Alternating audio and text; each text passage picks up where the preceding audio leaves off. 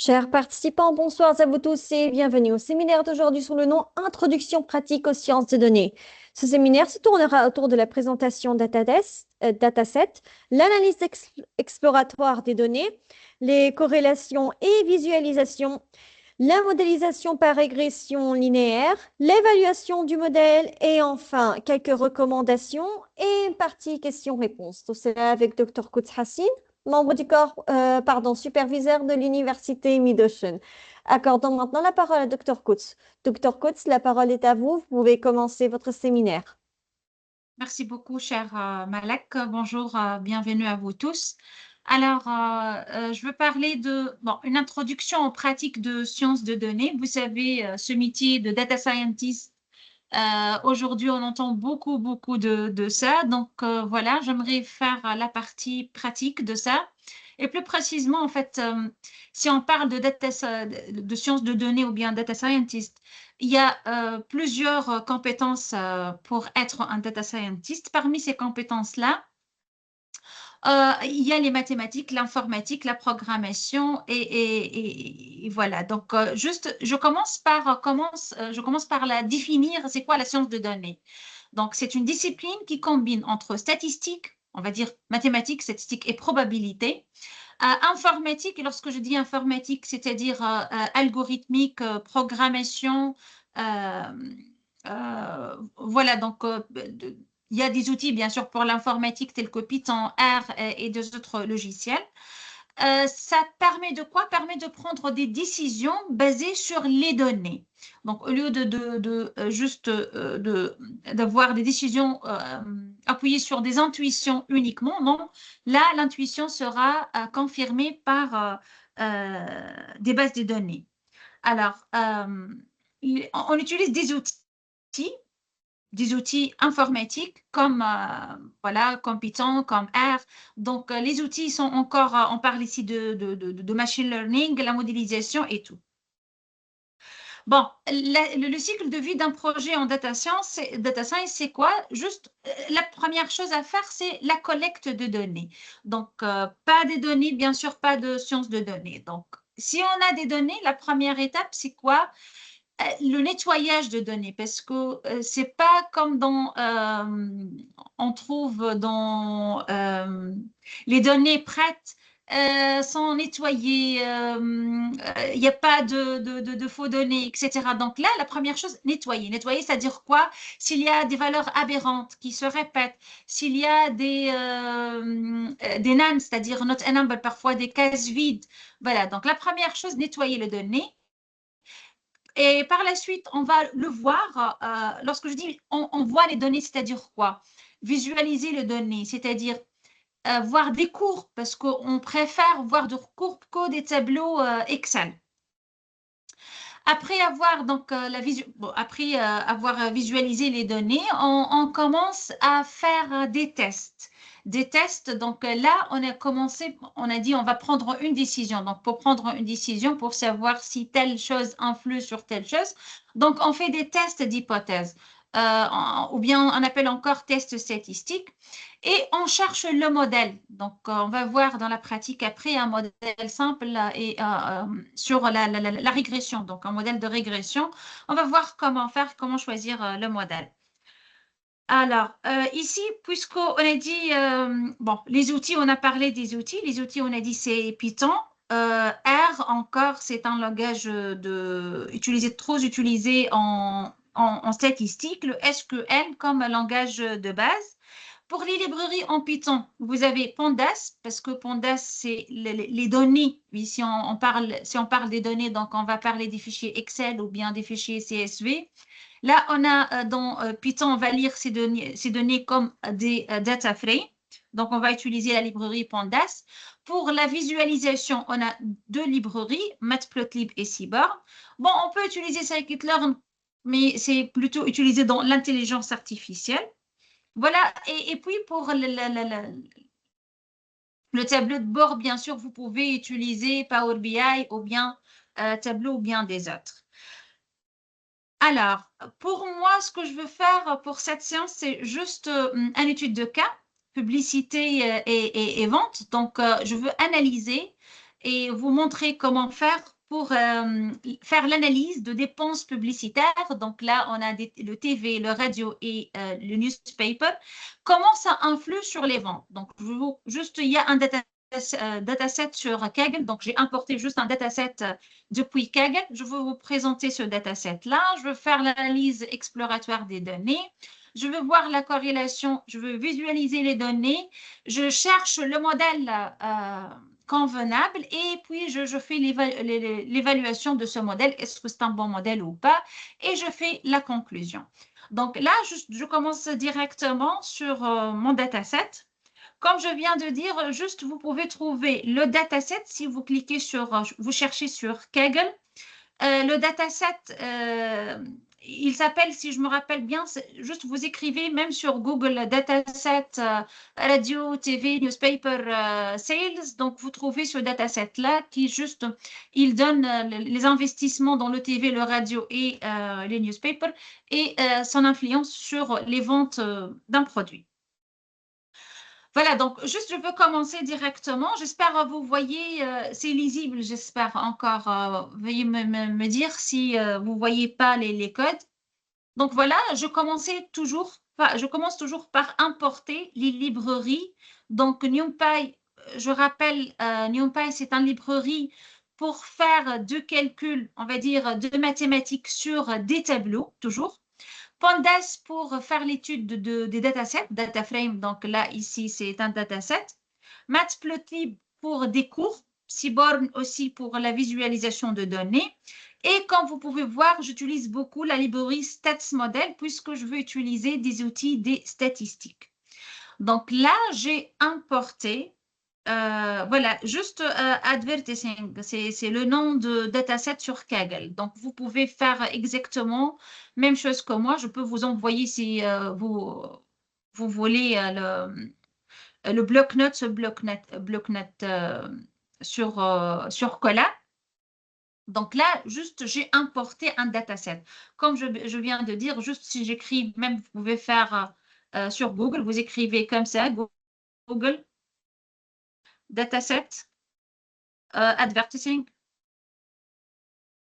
Kaggle, n'importe, les mots-clés, vous allez trouver sur Kaggle, voilà, ce dataset-là. Voilà, advertising dataset. Et vous pouvez l'importer, download. Voilà, vous pouvez importer le dataset sur vos PC si vous préférez travailler avec un autre environnement que Google Colab. Vous voyez, voilà, donc là, c'est un dataset qui contient 4 colonnes, TV, radio, newspaper et sales. Donc, voilà, on a des données. On va essayer de faire l'analyse de ces données-là. Voilà, donc pour moi, je travaille sur Colab. J'ai importé, voilà, j'ai importé la dataset. Et maintenant, je vais juste voir ce dataset-là. Par exemple, ici, juste, je vais écrire mon data frame. Je l'ai appelé DF. Hein. Donc, maintenant, ce tableau-là que vous avez vu, je l'ai appelé DF, data frame. Et voilà, maintenant, juste, je veux dire DF heads pour voir, ou bien DF tout court, pour voir qu'est-ce que ça contient mon data frame, ou bien alors, je dois peut-être exécuter les cellules précédentes.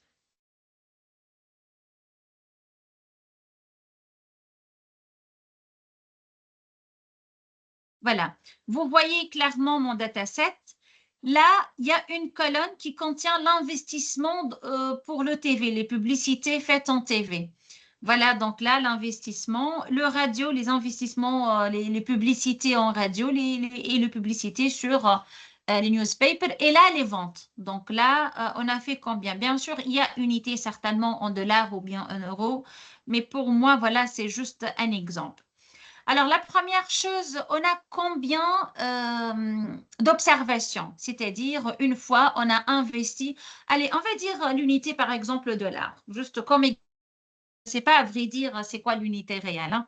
Donc, on va dire, on a investi de 230 en TV, 37 dollars, on va dire, en radio, 69 en newspaper et le vente ou bien on a le gain, c'était 22. Bon, avec une unité bien précise. Après une période, on a investi 44 en TV, 39 en radio, 45 en newspaper et le vente, c'était à 10, etc., etc. Donc ici, la relation, donc ici, chaque ligne, ça représente une observation de notre échantillon. La première chose à voir, c'est la taille de notre échantillon. La taille, c'est, on a 200 observations de 0. Vous voyez, 0, ça, c'est une première observation. 1, c'est une deuxième observation. De 0 jusqu'à 199, ça fait 200 observations. Maintenant, je parle des variables. Quelles sont mes variables? Je fais l'étude de quoi? On a une première variable qui est TV. Combien on a investi en publicité en TV? On a une deuxième variable qui est radio. On a investi combien d'euros ou bien de dollars en radio. Troisième variable en newspaper. Et quatrième variable, combien, on va dire, le gain ou bien le sales, les ventes. Alors, la première chose, je commence à faire, c'est quoi? J'aimerais avoir une description. Et lorsque je parle d'une description, comme si je veux décrire un étudiant, au lieu de dire cet étudiant a eu 5 en maths, 3 en physique, 10 en informatique et tout, je fais tout un tableau de notes, il suffit de donner un indicateur. Indicateur, je donne par exemple la moyenne de cet étudiant. Voilà, la moyenne, elle nous donne une idée générale sur l'étudiant. Même chose ici. Donc, là, on peut parler de la moyenne. On a investi combien? C'est ici, on a investi une fois 230, une autre fois, on a investi 44, une autre fois, on a investi 17, 151, etc., etc. Donc, j'aimerais savoir en moyenne, on a investi combien pour la variable TV. Même chose. Radio, on a investi en moyenne combien ici? Les observations, en moyenne, c'est combien? Même chose pour newspaper. Donc ici, j'aimerais savoir la première chose, la moyenne de mes observations. Donc, il y a plusieurs observations. On a dit il y a 200 observations. En moyenne, on a investi combien en TV? En moyenne, on a investi combien en radio? En moyenne, on a investi combien en newspaper? Et en moyenne, c'était combien le vente? Ça, c'est le premier indicateur. On dit indicateur central. Deuxième indicateur important, si on fait l'analyse de données, c'est la variance ou bien l'écart type. Alors, je vous explique d'une façon générale, c'est quoi l'idée de la variance ou bien de l'écart type. Là, je reviens à l'exemple d'un étudiant. Si un étudiant a eu une note, on va parler avec le système français par exemple, dans le système français, la note sera sur 20. Donc, si je dis, voilà, par exemple, cet étudiant a une note 14 sur 20, ça nous donne une idée générale. Donc, c'est un bon étudiant. Maintenant, j'aimerais savoir, est-ce que c'est vraiment, il est polyvalent, cet étudiant-là, c'est-à-dire il a 14, 15, 13, ses notes sont très proches de la moyenne. Ou bien non, cet étudiant, par exemple, on va dire, il est plutôt scientifique, c'est-à-dire il a eu des 20, des 19 dans des matières et des autres 9 et 10. Et du coup, il a eu 14 comme moyenne. Donc là, on parle d'un deuxième indicateur. C'est quoi ce deuxième indicateur? La dispersion. Est-ce que les notes sont beaucoup dispersées ou bien très proches de la moyenne? Donc, on va parler de l'écart type. L'écart type, c'est un indicateur de dispersion de la moyenne. Il y a plusieurs encore indicateurs qu'on utilise pour faire l'analyse d'une variable. Par exemple, on peut parler du mode. Mode, c'est-à-dire, c'est quoi la valeur la plus prise ou bien la note la plus prise par l'étudiant. La médiane. Allez, on va voir cela sur notre dataset.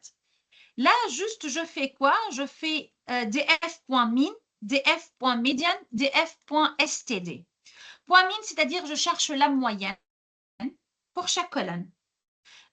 Médiane, je cherche la médiane pour chaque colonne. Et STD, je cherche l'écart type pour chaque colonne. Alors là, il me donne directement, pour le TV, on a investi en moyenne 147, on va dire, dollars. Médiane, et là, je veux juste vous expliquer c'est quoi la différence entre moyenne et médiane. En médiane, en TV, on a investi 149 et l'écart type, c'est 85 à peu près. Ça veut dire quoi? C'est juste une première analyse des données. C'est-à-dire, en moyenne, on a investi pour les publicités TV, on a en moyenne investi 147 $. D'accord? Avec médiane, maintenant, c'est quoi la médiane? Alors là, la moyenne, c'est juste, on va dire, la somme des observations sur le nombre total. Ça, c'est la moyenne. Maintenant, c'est quoi la médiane? La médiane, en fait, on a les observations, on va on va les ordonner, disons, de plus petit jusqu'à le plus grand. Et puis, la médiane, c'est quoi? C'est juste, on va dire, une valeur. 50% des observations sont inférieures à cette valeur-là et 50% des observations sont plus grands que cette valeur-là. C'est-à-dire, si je considère cette valeur, 149, à peu près 150 $, alors on va dire, parmi le 200, donc la moitié, c'est quoi? 100. Donc, 100 observations, on a fait 100 fois des investissements dans le TV et les investissements ont été inférieurs à 150 $. Et on a investi dans les TV avec plus que 150. Donc, la moitié inférieure à 150 et la moitié des observations sont plus grands que 150. L'écart type, comme je viens d'expliquer, ici, on a dit la moyenne, c'est à peu près 147. Mais ce n'est pas toutes les valeurs 147, ça varie. La variation, on va dire 147 plus ou moins 85. Je ne sais pas. Bien sûr, là, je vous invite à tout moment, vous pouvez intervenir. Vous devez juste cliquer sur lever la main pour avoir la parole. Donc, vous pouvez intervenir à tout moment. Donc, là, c'est juste, j'ai expliqué l'indicateur de la moyenne. C'est quoi la moyenne? C'est quoi la médiane? C'est quoi l'écart type? Bien sûr, on peut encore penser à deux autres indicateurs. Parfois, c'est très utile d'avoir l'encart des observations, c'est dans quel intervalle. Deuxième, c'est-à-dire, on a 200 observations. Je veux diviser le 200 observations sur des quatre intervalles. Donc, un intervalle de 0 jusqu'à un quart jusqu'à la moitié jusqu'à trois quarts jusqu'à 1. Donc, comme ça, je peux observer les observations ou bien l'intervalle des observations. Même chose pour les investissements dans le radio. En moyenne, on a investi 23, on va dire toujours $, par exemple. La médiane, c'est 22, c'est presque 23 encore, 22,9, c'est-à-dire la moitié de nos investissements dans le radio, c'est inférieur à 22,9. Et la moitié de nos investissements dans le radio est plus grand que 22,9. Bien sûr, parfois on fait plus que 23, parfois on fait moins que 23, donc ce n'est pas exactement toujours 23. 23 plus ou moins 14 $. Même chose pour les newspapers, donc la variable newspaper ici, vous voyez, on a bien investi plus donc, que 30 $, on va dire, ou bien 30 000 $, ça dépend de l'unité dans ce dataset. La médiane, c'est 25 $ et l'écart type 21. Voilà. Et pour les ventes maintenant, donc ici, on a, on va dire, le gain, par exemple. Ici, on a gagné, on va dire, 14 000 $, par exemple, en moyenne. La médiane, c'est 12,9, c'est-à-dire, donc parfois on gagne plus, parfois on gagne moins, mais la moitié, c'est 12,9. Et l'écart ici, 5, c'est-à-dire, OK, en moyenne, on a gagné 14 000 $, plus ou moins 5 000 $. Voilà, la première chose, ça nous permet de savoir une première idée sur les données dans ce dataset.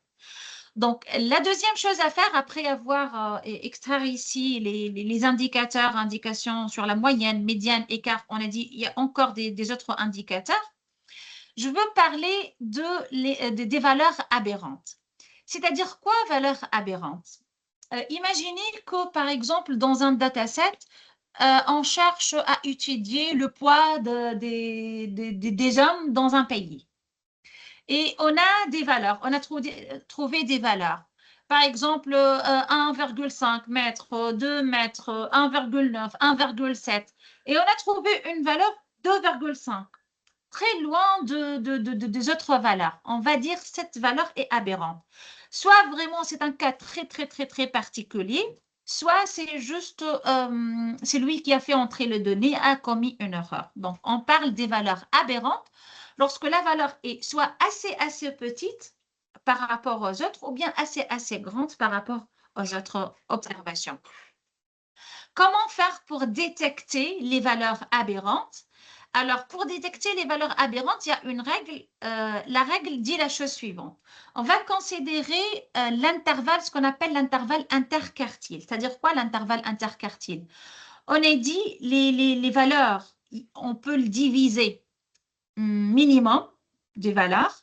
Et après, juste, on va faire l'un quart des valeurs, la moitié des valeurs, trois quarts des valeurs et maximum de valeurs. Donc, c'est quoi l'intervalle interquartile entre l'un quart et le trois quarts? C'est-à-dire, juste, on appelle l'intervalle interquartile, c'est juste 50% des données qui sont entre, alors on a juste laissé 25 qui sont plus petits et 25 plus grands et on a considéré l'intervalle. Donc voilà ce qu'on appelle l'intervalle interquartile. Alors juste la formule pour dire c'est une valeur aberrante, c'est inférieur à Q1, premier quartile, de moins 1,5 intervalle interquartile. Bon, en fait, c'est juste une formule pour dire elle est très loin des autres observations. Alors, soit on fait la formule mathématiquement, on fait entrer la formule telle qu'elle est, et là, encore, je peux voir les outliers ou bien les valeurs aberrantes. Pour les investissements de TV, il n'y a pas des valeurs aberrantes. Pour les investissements en radio, encore pas de valeur aberrante. Bon, pour les investissements dans les journaux, donc, il y a deux valeurs aberrantes. Et pour la variable sales, il y a zéro valeur aberrante.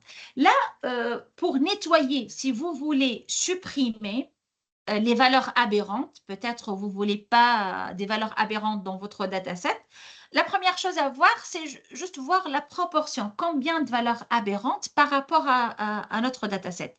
Ici, par exemple, dans Newspaper, il y a deux parmi 200. Donc là, je peux prendre la décision, je veux supprimer ces deux lignes-là.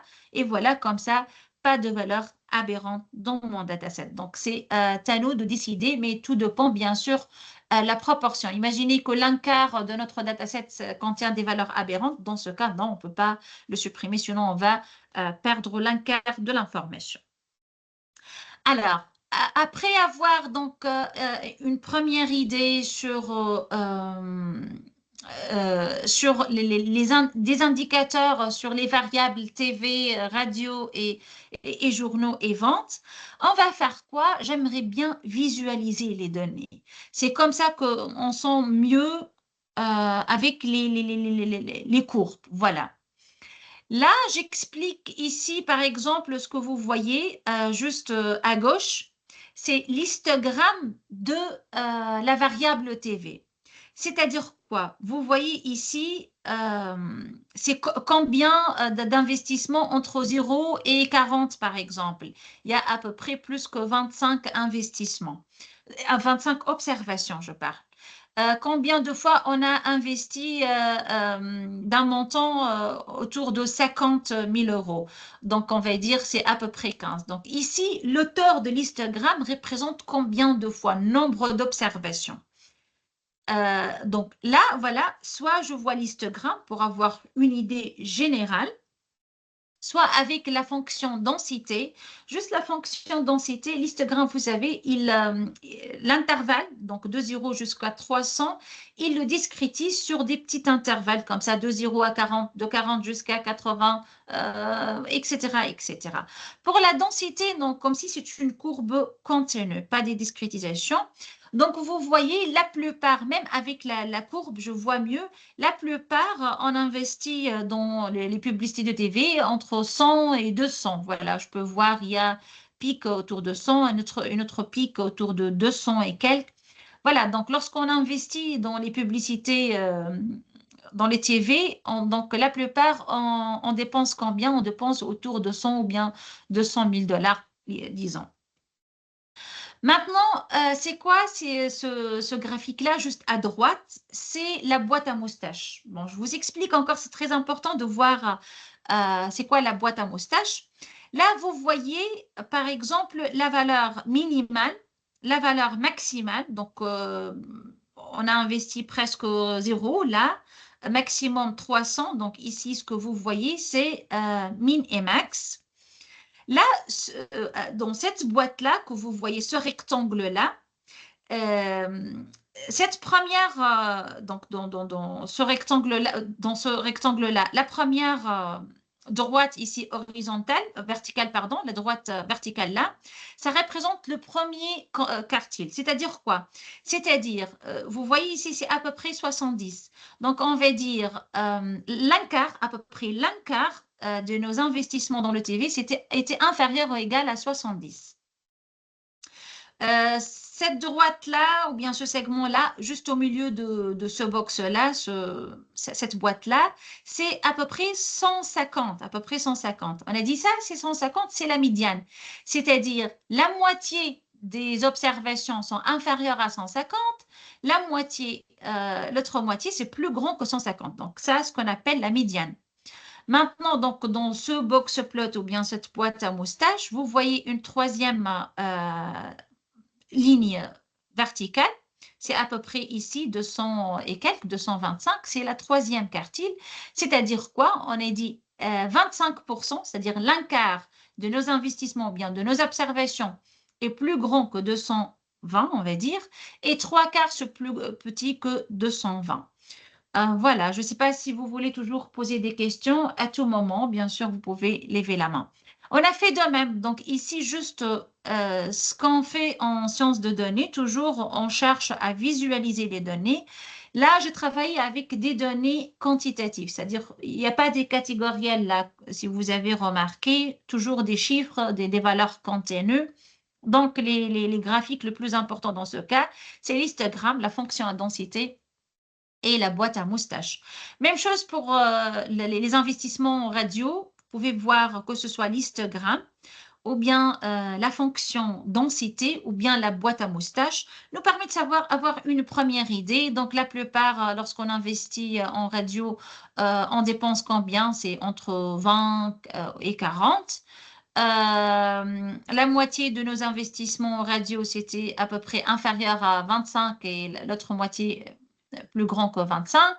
Donc, je peux voir, voilà, l'un quart plus petit que 10, trois quarts plus grand que 10, trois quarts inférieur à 38 et un quart plus grand que 38, ainsi de suite. Donc, je peux voir, je peux lire visuellement à partir des graphiques, je peux avoir une idée sur les indicateurs. Là, vous voyez pour newspaper, vous voyez ces deux points-là, ce sont les outliers ou bien les valeurs aberrantes. On a dit déjà pour les newspapers, on a dit il y a des observations vraiment aberrantes, très loin des autres observations. Donc là, ce sont deux valeurs aberrantes. Donc pour moi, je n'ai pas supprimé juste pour vous démontrer comment trouver les valeurs aberrantes, comment le voir à partir des graphiques. Donc, encore ça, c'est une boîte à moustache. Je peux lire à partir de cette boîte. L'un quart, elle est où? L'un quart des observations, c'est-à-dire 25% de nos observations, dans quel intervalle? Deuxième 25%, dans quel intervalle? Deuxième 25%, dans quel intervalle? Et l'un quart encore, le dernier 25% d'observation, dans quel intervalle. Donc, comme si je divise l'observation, l'ensemble de mes observations sur 4 intervalles, comme je viens de dire. Alors là, maintenant, lorsqu'on va passer, juste, je peux vous montrer le but ici. Ici, on a dit, c'est juste, on a 4 variables, TV, radio, newspaper et sales. On a fait la première chose, une première visualisation pour savoir quelle est la variable la plus dispersée, quelle est la variable la plus centrée autour de sa moyenne. Voilà, donc, quelle variable contient des valeurs aberrantes. Voilà, on a une première intuition maintenant. Alors, la deuxième chose à faire lorsqu'on a des variables est de savoir s'il s'agit d'une variable normale. Là, je ne sais pas si vous avez fait un peu des statistiques, vous savez qu'est-ce qu'une loi normale. Je peux vous montrer, juste j'écris la densité d'une loi normale sur Google pour vous montrer densité d'une loi normale. Et je vais vous expliquer pourquoi le mot normal. Donc, vous voyez ici, vous pouvez voir dans cette image-là, par exemple, une densité, voilà, d'une loi normale. Vous voyez la loi normale, par quoi elle est caractérisée? Elle est symétrique par rapport à sa moyenne. Disons comme si on veut faire l'étude de la taille d'un individu dans une population. On va trouver une valeur moyenne et on va trouver que la plupart des individus sont autour de cette moyenne-là. Peut-être plus ou moins quelques centimes, mais la plupart des individus sont autour de cette moyenne-là. Donc voilà la courbe d'une fonction qui suit la loi normale, d'une distribution normale. La plupart des phénomènes biologiques suivent des lois normales. Donc là, vous voyez, donc il y a une moyenne et c'est symétrique, parfaitement symétrique autour de sa moyenne. Donc là, vous voyez la moyenne plus ou moins l'écart, ce qui est en vert. La moyenne plus ou moins de l'écart, c'est ce qui est en violet.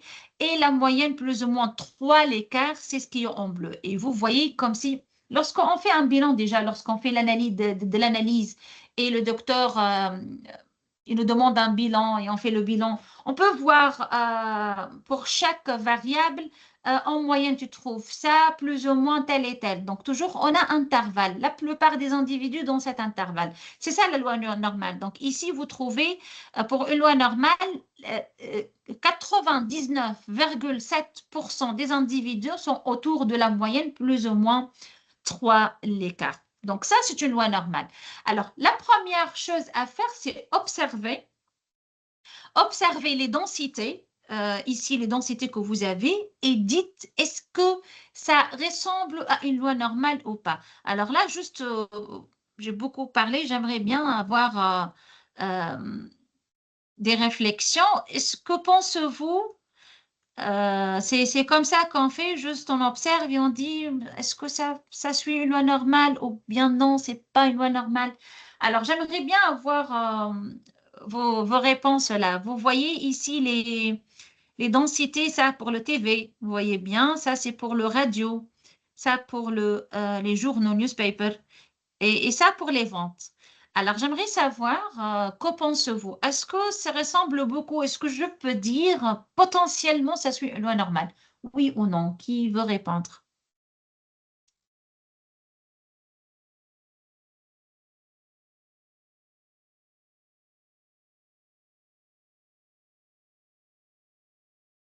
Qu'en pensez-vous? Celui qui veut Ceux avoir la qui veulent parole? répondre, veuillez s'il vous plaît soit lever la main, soit écrire vos réponses sur le chat.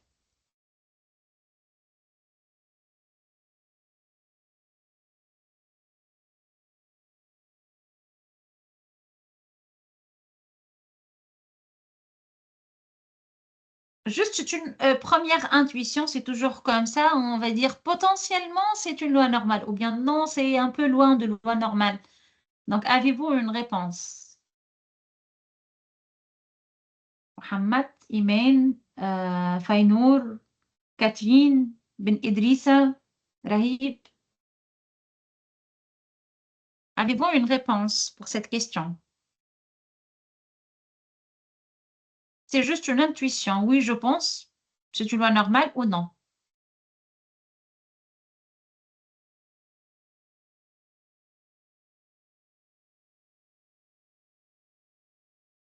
Oui, bonjour Rahib. Vous avez une réponse à cette question?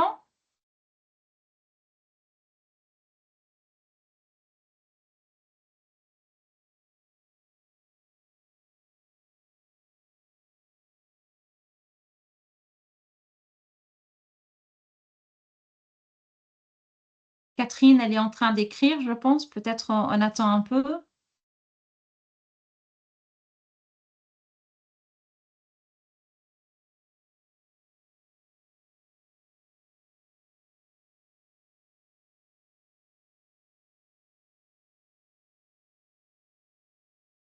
Bon, on n'a pas encore terminé pour dire merci. Merci à vous pour votre présence. J'ai posé une question. Peut-être je repose la question. On a des variables. On a tracé les densités, les fonctions densité. Et ma question, j'ai déjà vous montré comment la densité d'une loi normale, parfaitement normale, elle est comme ça. Maintenant, que pensez-vous de nos variables issues de nos datasets? Est-ce que ça suive des normales ou pas?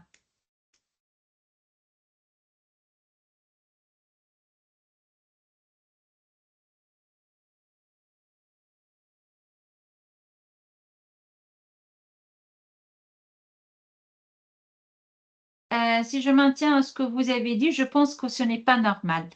Euh, Très bien, quand même, merci beaucoup pour la réponse. Bon, personnellement, pour moi encore, j'ai pas pu vraiment prendre la décision lorsque j'ai vu ces courbes-là. Je peux pas vraiment dire que c'est des lois normales ou bien non. Ça, c'est trop comme ça, très aigu. Celui-là, c'est très trop aplati, donc j'ai pas pu prendre vraiment la décision pour dire est-ce que ça suit une loi normale ou pas. Du coup, alors, à ce stade-là, qu'est-ce qu'on fait? On fait le calcul des des indicateurs de normalité. Il y a deux indicateurs de normalité, indicateurs de concentration et d'asymétrie, ce qu'on appelle skewness et kurtosis. C'est toujours comme ça lorsqu'on ne sait pas. Bon, toujours la première étape, c'est la visualisation des données. Est-ce qu'on pense que ça suit une loi normale? Est-ce que c'est normal ou pas? Et puis, pour justifier notre intuition, donc là, j'ai noté au moins la réponse de Ben Edrissi. Il a dit ça ne suit pas des lois normales. Alors là, je veux voir avec les indicateurs. Pour skewness, c'est l'indicateur d'asymétrie. Si c'est très proche de zéro, donc c'est symétrique. Si c'est très loin de zéro, c'est pas symétrique. On va voir. Skewness ici pour TV, c'est 0,06. Pour le radio, 0,09. Pour newspaper 088, alors là, c'est trop loin, je pense. Bon. Et c'est 0,4. Bon. Jusqu'à là encore, j'ai pas vraiment une décision claire. Le courtoisie, c'est la concentration. Pour que ça soit une loi normale, là, encore, je cherche si c'est très proche de 0 ou pas. Donc, ici, moins 1, ici, moins 1, moins 0,6 et moins 4. Même les indicateurs n'ont pas vraiment donné une idée claire, est-ce que c'est une loi normale ou pas? Parce que dans la pratique, c'est pas comme dans la théorie. Nous, lorsqu'on fait de mathématiques, dans la théorie, le calcul est juste vrai ou faux, pas le deux à la fois. Mais dans la pratique, on ne trouve pas des choses comme ça. On trouve des choses qui sont très proches ou bien très loin. Et du coup, on ne peut pas prendre la décision facilement. Alors, jusqu'à maintenant, qu'est-ce qu'on a fait pour savoir si ces variables-là suivent des lois normales ou pas? Juste, on a fait la visualisation de données, les courbes, puis les indicateurs de normalité, skewness et kurtosis, la symétrie et la concentration. La dernière chose qu'on fait, ce sont les tests d'hypothèse. Le test d'hypothèse, c'est beaucoup, beaucoup utilisé en sciences de données. Donc, vraiment, je ne sais pas, vous êtes là de l'université Mid-Ocean ou bien vous avez une idée sur les sciences de données ou pas, mais les tests d'hypothèse et ces tests statistiques sont très importants dans les sciences de données. On l'utilise beaucoup pour nous aider à prendre les décisions. Alors, finalement, on a fait un test d'hypothèse de normalité. Ce test, il s'appelle le test de Shapiro. Voilà, vous voyez ici, juste j'écris Shapiro. Alors là, maintenant, il va me donner une valeur, ce qu'on appelle la p-value. Si la p-value plus grand que 0,05, on va dire la décision, c'est une loi normale. Si c'est inférieur à 0,05, donc ce n'est pas une loi normale. Alors, vous voyez ici la p-value 0,00 pour TV, encore 0,00 pour radio, encore 0,00 pour les journaux, encore 0,0017 pour le sales. Alors là, la conclusion, toutes les p-values sont inférieures à 0,05. La conclusion, les quatre variables ne suivent pas la loi normale. Voilà, donc tu as raison, Ben Idrissa. Donc, vous avez une bonne intuition. Oui, à partir des graphiques, tu as pris la décision et c'est très bien. Donc, ce ne sont pas des lois normales. Pourquoi c'est intéressant de savoir est-ce que c'est une loi normale ou pas? Vous pouvez poser ces questions-là. Parce que l'étape suivante maintenant, c'est quoi? Je vous en prie, monsieur. Merci à vous pour votre présence. Alors là, pourquoi c'est très important de savoir est-ce que les variables dans mon dataset sont normalement distribuées ou pas? Parce que maintenant, on va faire quoi? N'oubliez pas notre but. Nous avons déjà investi de l'argent pour des publicités en TV, en radio et en newspaper. Et on veut savoir l'influence. On a, OK, un tableau de valeur. Maintenant, on va prendre une décision. Est-ce qu'on toujours on investit dans le TV? Est-ce qu'on investit dans le 3? Est-ce qu'on diminue? Est-ce qu'on augmente les investissements? Et voilà, on doit avoir des décisions de ce type-là. J'aimerais savoir quoi? J'aimerais savoir l'influence de la variable TV, par exemple, la variable TV, c'est quoi? Combien j'ai dépensé en publicité en TV, ça influe comment sur les ventes, sur sales? Encore, l'influence ou bien la relation, ou bien on parle ici de la corrélation entre radio et les ventes, la corrélation entre newspaper et vente. J'aimerais, bref, savoir les corrélations entre toutes les variables. Allez, on va faire la corrélation entre toutes les variables. Là, pour savoir, pour avoir la matrice de corrélation, c'est une matrice, juste un tableau qui résume. Ça influe sur ça, ou bien ça, il corrèle sur ça, etc., etc. Il y a ce qu'on appelle les coefficients de corrélation. Il y a plusieurs types de coefficients de corrélation. Il y a le coefficient de corrélation de ce qu'on appelle le coefficient de corrélation de Pearson ou bien de Spearman. Alors, c'est quoi la différence? C'est exactement le Pearson, le coefficient de corrélation de Pearson, on l'utilise lorsque les variables suivent des lois normales. Et Spearman, lorsque des variables juste ne suivent pas des lois normales, mais juste il y a une relation entre les variables linéaires. Du coup, si vous avez bien suivi, je répète, Pearson, lorsque les variables suivent des lois normales. Spearman, lorsque les variables ne suivent pas des lois normales. À ce stade-là, j'aimerais savoir, est-ce qu'il y a une relation entre ce que je investis, l'argent que je fais en TV, en publicité TV, radio, newspaper, et le sale? J'aimerais avoir, est-ce qu'il y a une relation? Je veux faire une matrice de corrélation. Quel coefficient j'utilise? Corrélation de Spearman ou bien Pearson?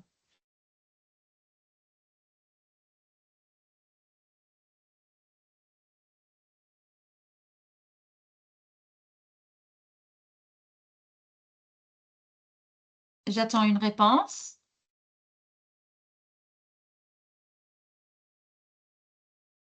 Donc, pour ceux qui veulent répondre à la question, veuillez s'il vous plaît soit lever la main, soit écrire vos réponses sur le chat.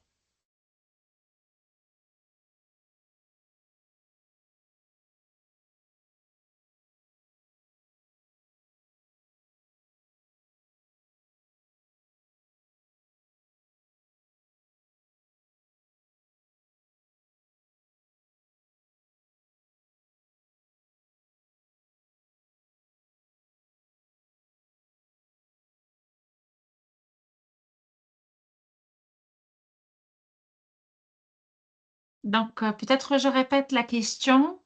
Là, on a des variables. Mon but est de savoir mes investissements en publicité, TV, radio, newspaper. Est-ce que ça influe? Est-ce qu'il y a une relation entre ce que j'ai investi et les ventes que je fais? Est-ce qu'il y a une relation?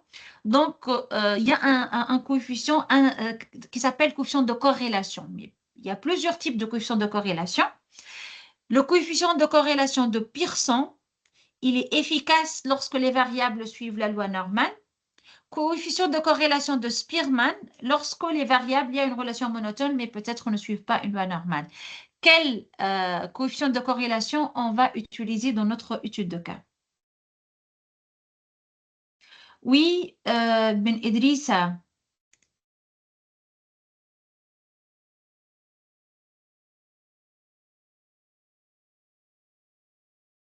Ok, Ben Idrissa, la parole est à vous. Vous avez accès au micro.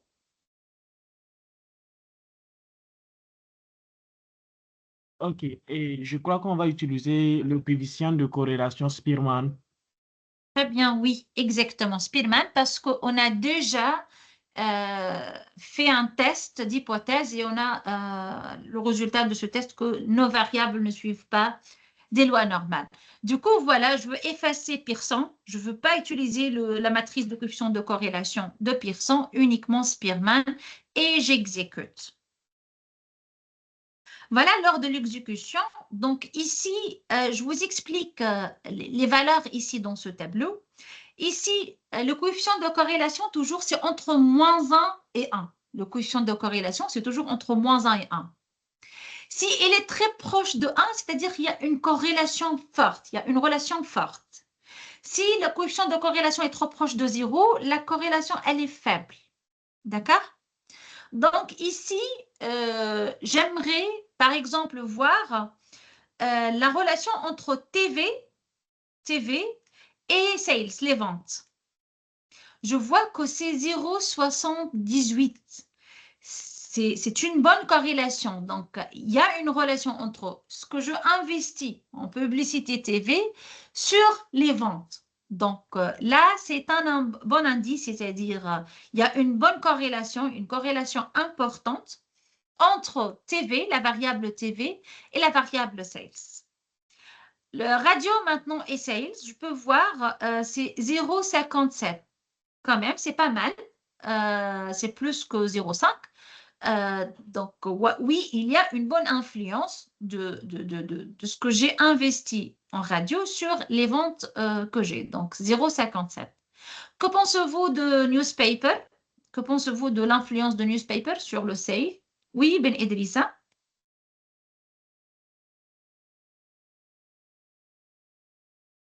Et pour Ben newspaper, Idrissa, je la parole pense est que la toujours à vous. corrélation, je crois que la corrélation là-bas est généralement faible parce qu'elle est un peu proche de 0, même si ce n'est pas vraiment le cas. D'accord, oui, très bien. Donc, ici, on peut dire que, bon, il n'y a pas une corrélation forte entre Oui. l'investissement dans le journaux et les ventes. Très bien. Donc là, c'est juste une première idée. Alors là, on peut se demander, est-ce qu'on continue à investir nos argents dans le publicité, dans les journaux, ou bien on doit s'arrêter? On doit prendre une décision là. Alors, encore avec les chiffres, je peux visualiser encore la relation entre chaque variable. Ici, comment avec le nuage de points ou bien ce qu'on appelle en anglais scatterplot. Donc là, juste je vais écrire scatterplot et je vais écrire deux variables, par exemple TV et sales. Et je veux voir le nuage de points. Là, par exemple, vous voyez la relation entre les ventes et les investissements en publicité TV. Et je peux remarquer la relation. Il y a une relation croissante. C'est une fonction croissante. Vous connaissez ça. C'est une fonction croissante, c'est-à-dire plus j'investis en TV, plus j'aurai plus de ventes, ou bien pourcentage, ou bien taux de vente. Donc voilà, ce nuage de points me permet de dire, voilà, je dois continuer à investir dans les publicités télévisionnées. Pour le radio, ok, il y a une relation croissante, ça a l'air d'augmenter, mais pas comme les TV. Donc, une grande variation, une grande dispersion. Vous voyez ici les points, nuages de points, c'est pas vraiment très, très concentré, mais juste il est bien dispersé. Mais ça a l'air, je pense, encore c'est toujours une décision, c'est à nous de prendre la décision. Je vois encore, oui, peut-être, oui, oui, Ben Idrissa, oui, monsieur.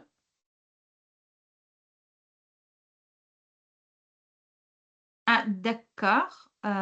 Vous avez baissé la main, d'accord.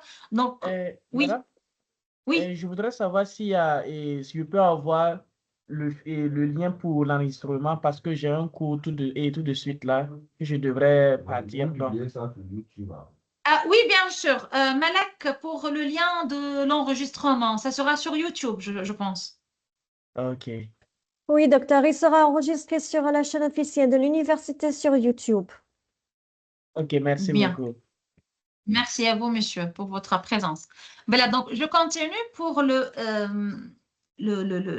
nuage de points qui nous explique la variation des ventes en fonction des variations des radios. Je vois, oui, encore, tant que j'investis encore dans les publicités en radio, ça augmente légèrement les ventes. Alors maintenant, pour le newspaper, j'aimerais voir une interprétation de l'un des étudiants. Que pensez-vous? Pour ce nuage de points, est-ce que la variation des ventes peut être expliquée parce que par j'ai oublié, investissements dans le journal? Qui a une réponse? Pour ceux qui veulent Je, ré- répondre à la question de Dr. Coates, veuillez s'il vous plaît soit lever la main, soit écrire vos réponses sur le chat. je répète, est-ce que à partir de ce nuage de points, les variations des ventes sont expliquées bien par les variations des investissements dans les journaux? Est-ce que vous voyez que c'est bien expliqué? À chaque fois, j'investis et ça augmente, ou bien à chaque fois, j'investis, ça diminue, ou bien ça semble pas, il y a une relation entre les deux.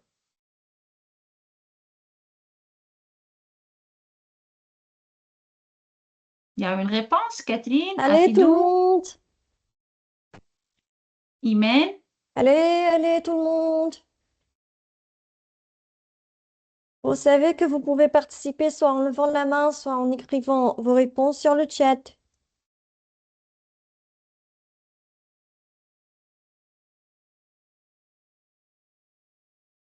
Personne? Aïe, aïe, aïe, aïe, aïe. D'accord. Allez, on va dire que ça semble qu'il n'y a pas de relation. Il n'y a pas une fonction. Vous voyez une relation, lorsque je parle d'une relation, c'est Y en fonction de X. Il y a une fonction. Je peux imaginer une courbe reliant X par Y. Là, je peux voir ici, par exemple, la relation entre TV et sales. Là, je peux voir la courbe même. Je peux l'imaginer. C'est une courbe que je vais présenter et elle passe par la plupart de points ou bien au centre de points. Ici, je peux imaginer une droite, par exemple, qui passe au centre du nuage de points. Là, est-ce que vous pouvez imaginer ce nuage de points? Je peux le résumer par une courbe. C'est ça la question. Bon, pour moi, je veux dire, bon, je ne vois pas. Toujours, la première chose, c'est la visualisation. Donc, la première intuition vient de la visualisation. Le nuage de points me dit quoi? Après, on fait quoi? Après, on fait avec le calcul, les tests statistiques et tout. Alors, on va essayer avec plusieurs modèles.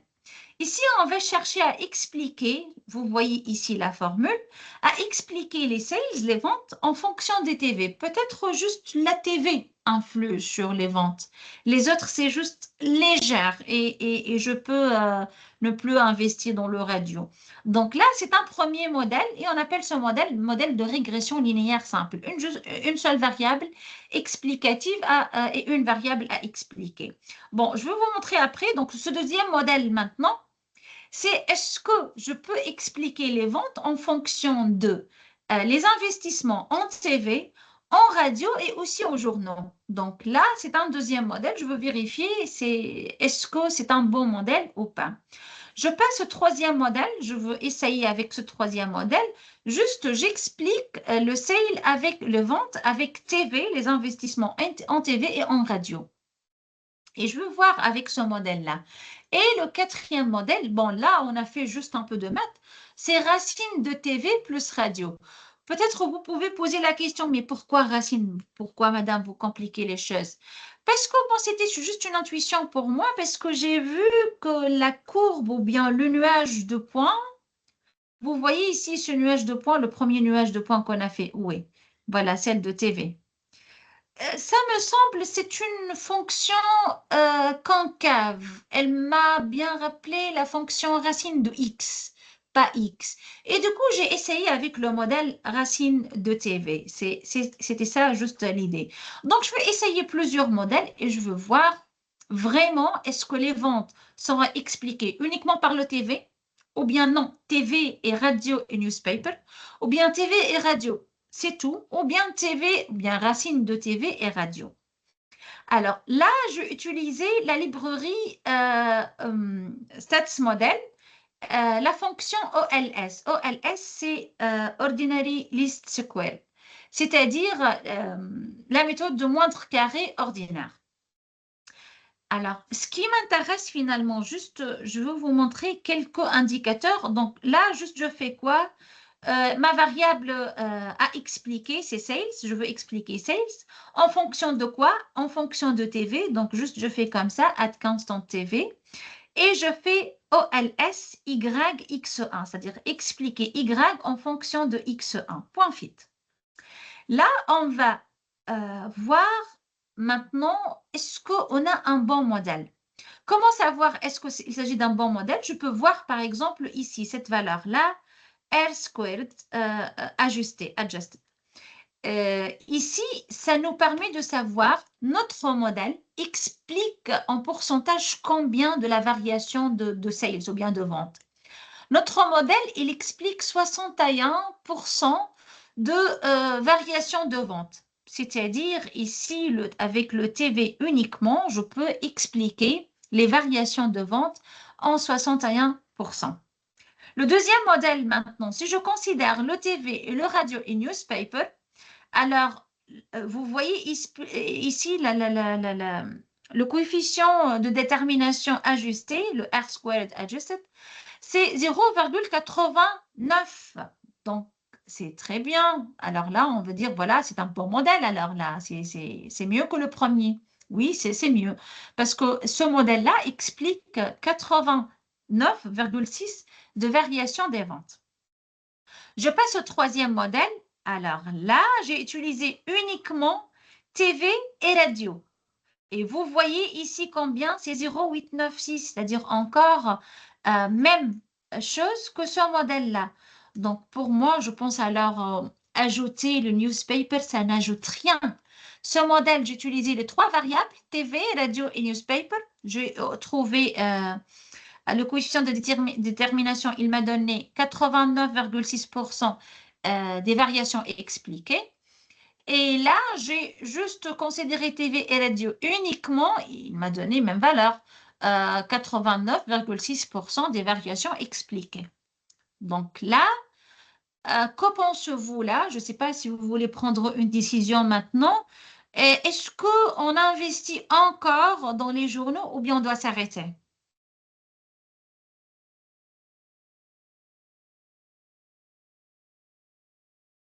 Pas de Pour ceux qui réponse? veulent répondre à la question de Dr. Coates, veuillez s'il vous plaît soit lever la main, soit écrire vos réponses sur le chat.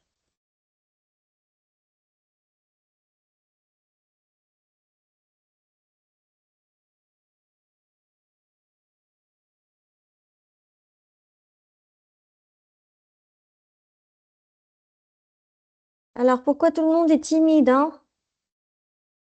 Vous pouvez même dire n'importe quoi. Je corrige, j'explique. C'est mon rôle. Vous pouvez dire même n'importe quoi. Donc, je répète, on a fait plusieurs modèles. On a essayé de faire plusieurs modèles de régression. On a considéré un modèle avec uniquement TV comme variable explicative, un modèle avec TV et radio et newspaper comme des variables explicatives, et un autre modèle avec TV et radio uniquement. On a remarqué que, bon, TV uniquement, ça donnait uniquement à peu près 60% de variation, explique uniquement 60% des variations. Avec TV et radio, on a trouvé 89,6%. Le modèle explique 89,6% des variations des ventes. Et la même chose avec le modèle TV Radio Newspaper. Donc là, on remarque que vraiment ajouter la variable newspaper, ça n'a pas ajouté grande chose à notre modèle. Alors, essayons juste le dernier modèle. Bon, que j'ai essayé juste comme ça pour voir peut-être la fonction, au lieu de considérer TV, quand je considère la racine de TV. Alors là, que pensez-vous? je trouvais 0,80, c'est pas 80, 0,928, c'est-à-dire en pourcentage, c'est 92,8. Et là, juste si je compare, c'est le meilleur modèle. C'est le meilleur modèle, vraiment. Si avec radio et racine de TV, ça explique bien la variation des ventes. Et donc, je peux utiliser maintenant cette fonction-là, la vente. C'est juste s'écrit en fonction de radio et TV. Pour savoir juste bêta 0, bêta 1, bêta 2, allez, et c'est ici qu'on peut le voir. Ça, c'est la constante bêta 0. Ça, c'est bêta 1, c'est-à-dire associée à la racine carrée de TV. Et ça, c'est la constante associée à radio. Maintenant, on a bien notre modèle. On peut l'appliquer pour prédire. Alors là, si j'investis tel montant en radio et tel montant en TV, je peux prédire, je fais combien de ventes. Et comme ça, voilà, on peut prendre la décision et on peut prédire, on peut utiliser ce modèle pour prédire.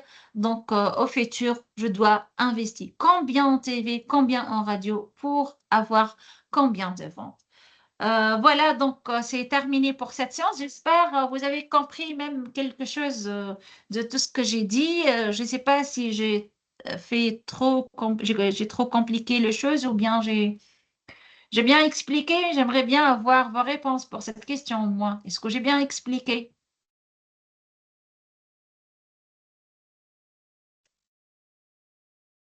Tout le Vous monde, aviez bien compris? si vous avez des questions, veuillez s'il vous plaît soit lever la main, soit écrire vos questions sur le chat.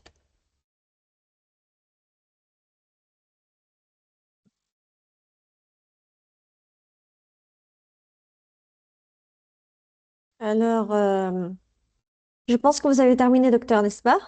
Oui, c'est bon, ça y est, on a choisi le modèle, on a fait les décisions, c'est tout. Donc, c'était juste brièvement comment étudier. On a un dataset, on a utilisé le dataset.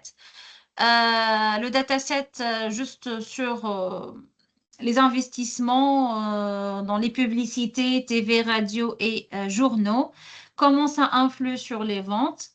On a cherché la relation, on a trouvé un modèle qui explique 92% des variations. Et donc, voilà, on peut compter sur ce modèle-là. Voilà, c'est tout pour moi, Malaka. Juste s'il y a des questions, je suis là pour répondre à toutes les Merci questions. infiniment à vous, docteur, pour tous vos efforts. Donc, pour ceux qui ont des questions, veuillez s'il vous plaît soit lever la main, soit écrire vos questions sur le chat.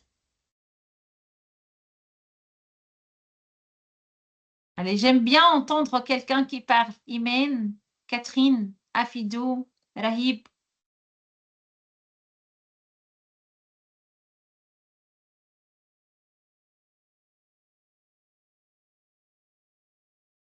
Qu'est-ce qui se passe tout le monde? Vous êtes crevés?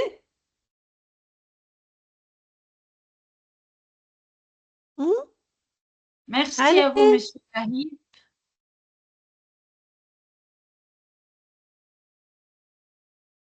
Eh bien, je pense que tout le monde a très très bien compris et J'espère bien. que tout est clair. À la fin du séminaire d'aujourd'hui, docteur, voulez-vous ajouter quelque chose?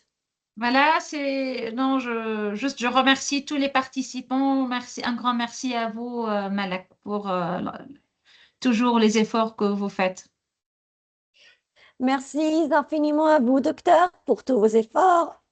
Pardon. Merci aux participants pour avoir participé au séminaire d'aujourd'hui.